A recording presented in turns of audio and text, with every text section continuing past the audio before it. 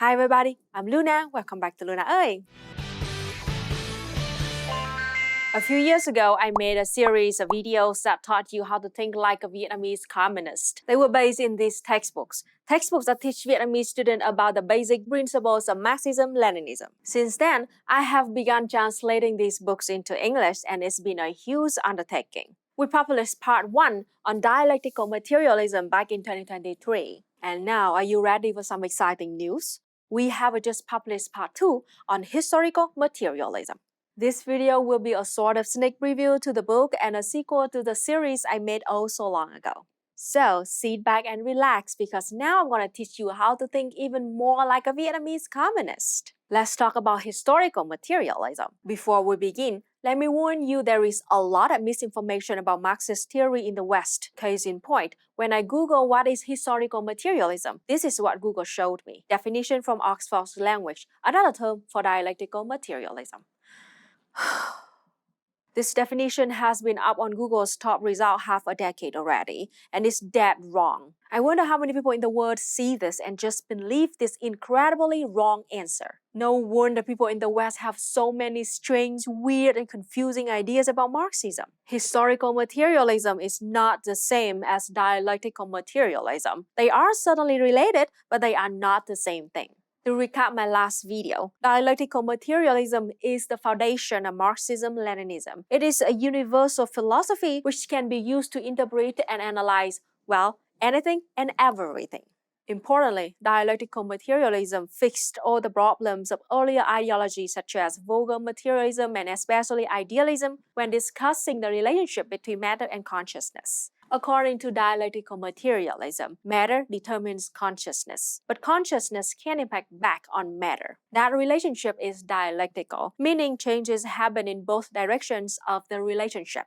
There are also many universal laws that govern everything, idea, and phenomenon in this universe, such as the law of transformation between quantity and quality, the law of negation, and so on. You can watch this video to learn more, or even better yet, check out this freaking book that I spent years freaking translating.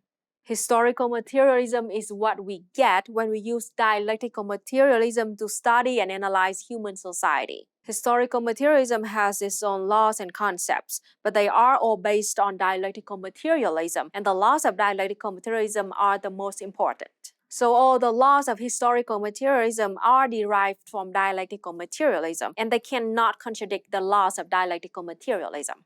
It's kind of like driving a car. There are lots of rules you have to follow when driving a car, like the speed limit and when you are and are not allowed to make a left turn and that sort of thing.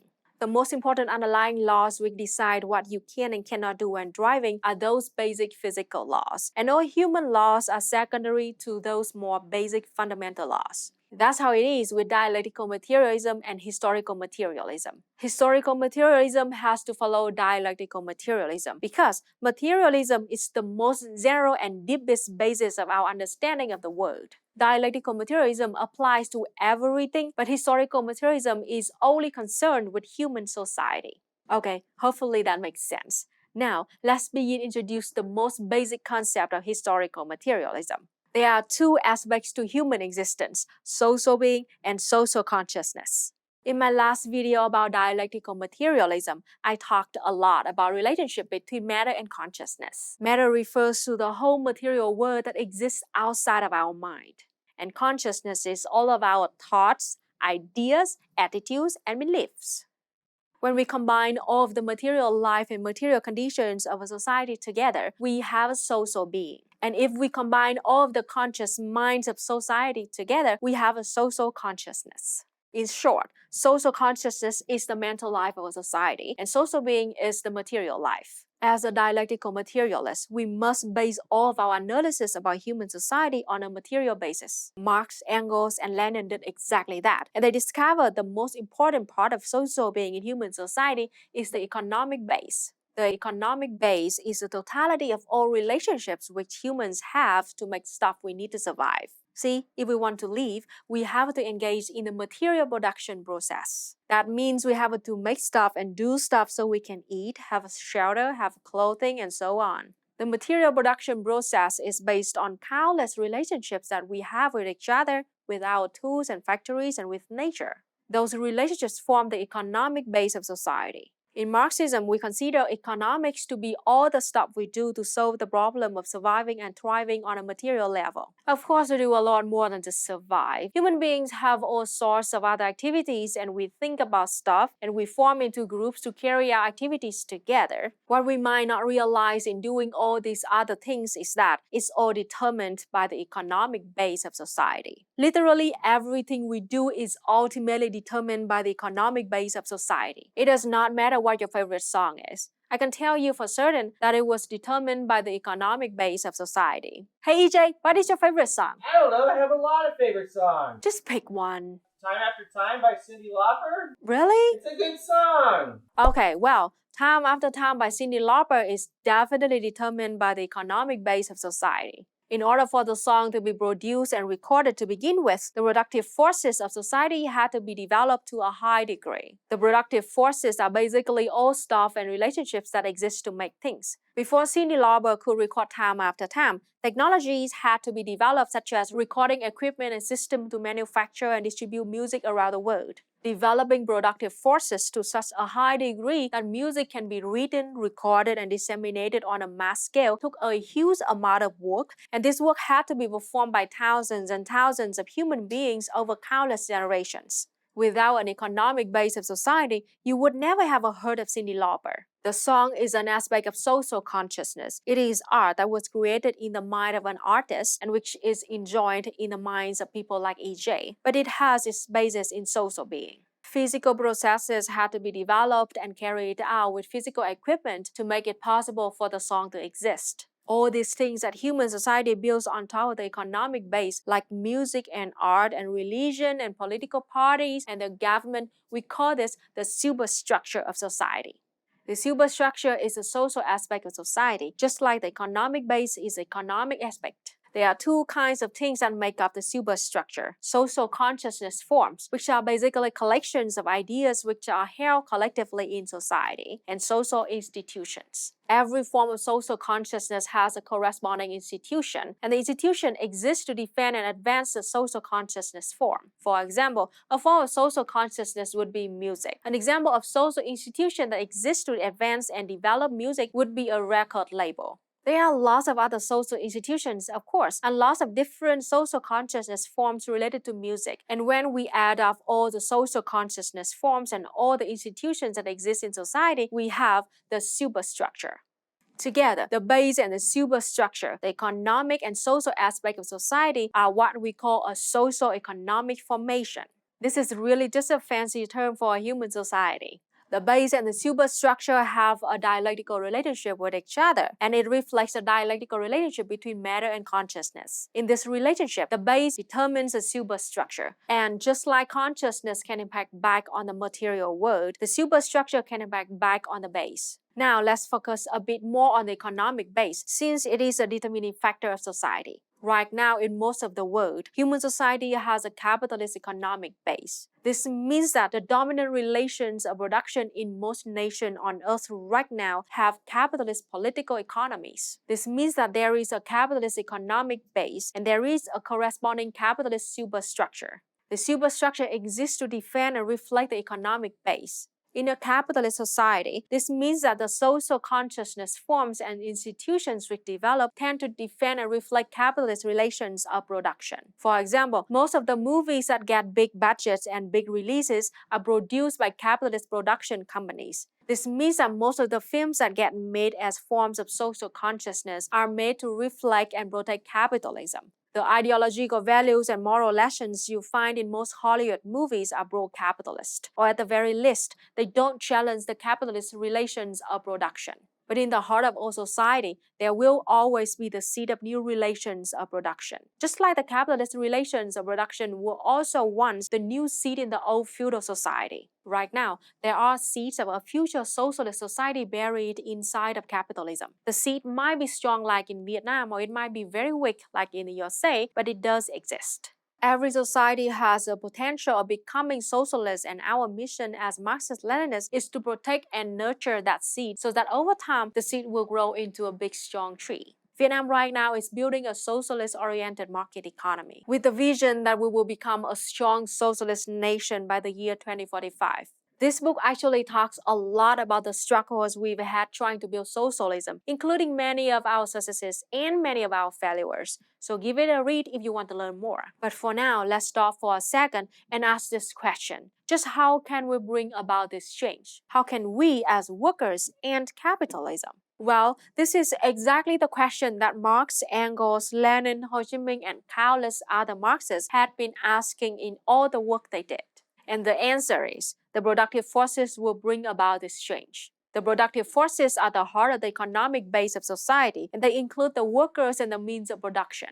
Means of production include the tools we use, the natural resources we use, and all other stuff we need to carry out the material production process. Without either the workers or the means of production, humanity would not be able to feed ourselves, and humanity would just die. That's how important the productive forces are. Now, the productive forces are only one part of the equation, but in order to make stuff, you also have to have human relationships. There has to be some organization in terms of who does what, who owns the means of production, and who benefits from the material production process. These relationships are called the relations of production. An important rule of historical materialism is that the relations of production must be suitable with the productive forces in order for material production process to go smoothly.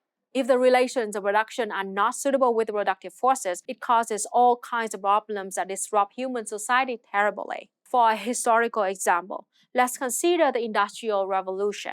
When industrial production processes were first developed, society was still dominated by feudal relations of production. The people with the most power were noble lords and kings who had been ruling for centuries. Feudal relations of production made more sense in the agricultural society of the feudal era. But as factories started springing up, it caused huge problems. An emerging class of capitalists were much better suited to owning factories. And those capitalists needed a workforce of proletarian workers to operate the means of production. This created a huge amount of conflict between the emerging capitalist class and the predominant feudal lords and social crisis, because the feudal superstructure was no longer suitable with the rapidly expanding productive forces. The capitalist class quickly realized that they had revolutionary potential, and they developed class consciousness. They realized that they had the power and the means to take over society. And so, the capitalist class had a social revolution and built states to protect their interests and took power away from the feudal lords. This all rose from an objective need in the economic base of society. Humanity needed to develop a new superstructure to properly harness the forces of industry. Feudal relations of production just didn't work with these new productive forces nearly as well as the wage system of capitalism. And so, capitalism took over the world.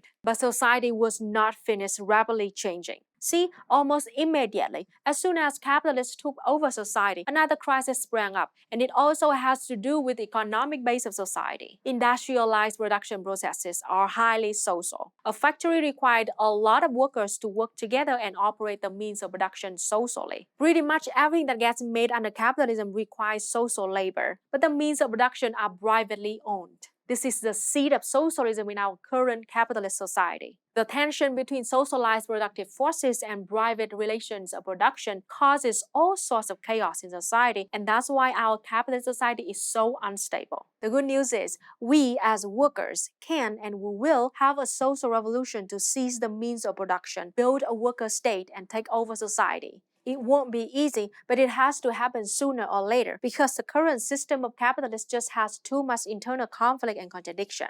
But before we can have a social revolution around the world, the workers of the world have to attain class consciousness. Just like the capitalists themselves developed class consciousness a few centuries ago. And that is the power of historical materialism, as Marx said. The philosophers have only interpreted the world in various ways. The point, however, is to change it.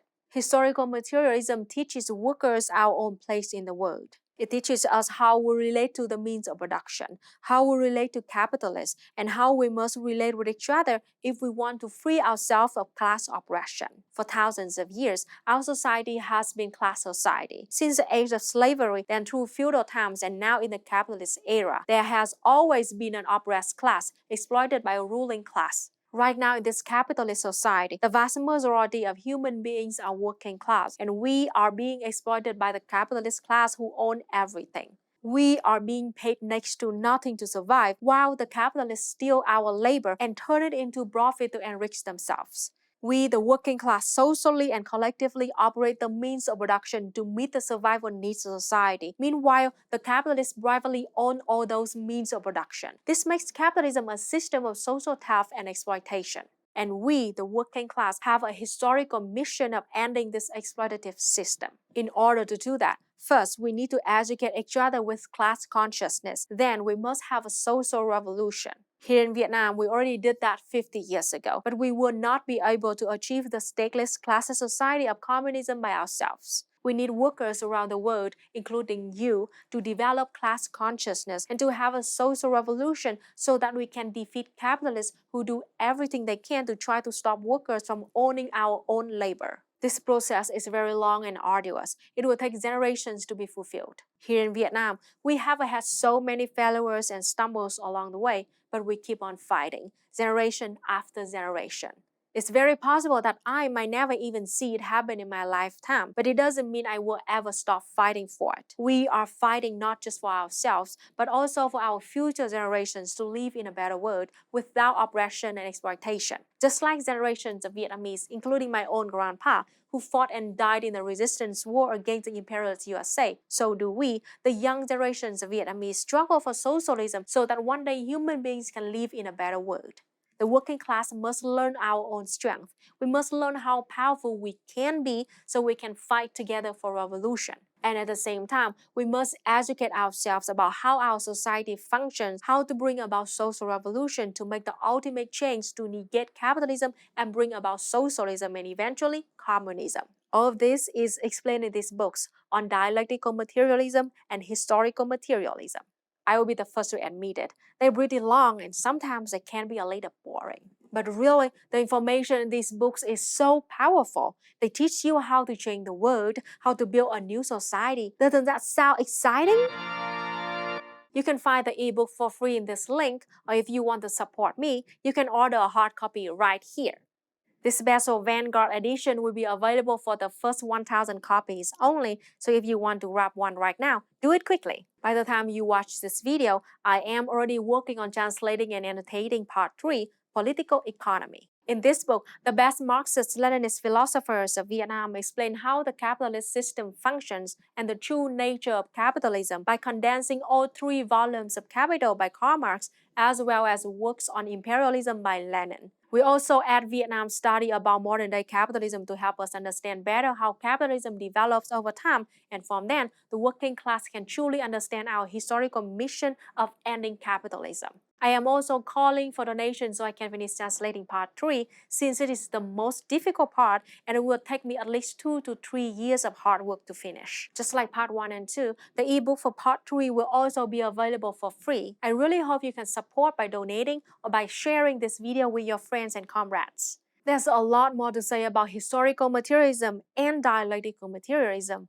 These videos are really just scratching the surface. If you want to learn about how historical materialism debunks great man theory, check out my partner EJ's video on the subject. And I will keep making videos on these topics as well, so be sure to subscribe for more. Thank you so much for watching. Bye!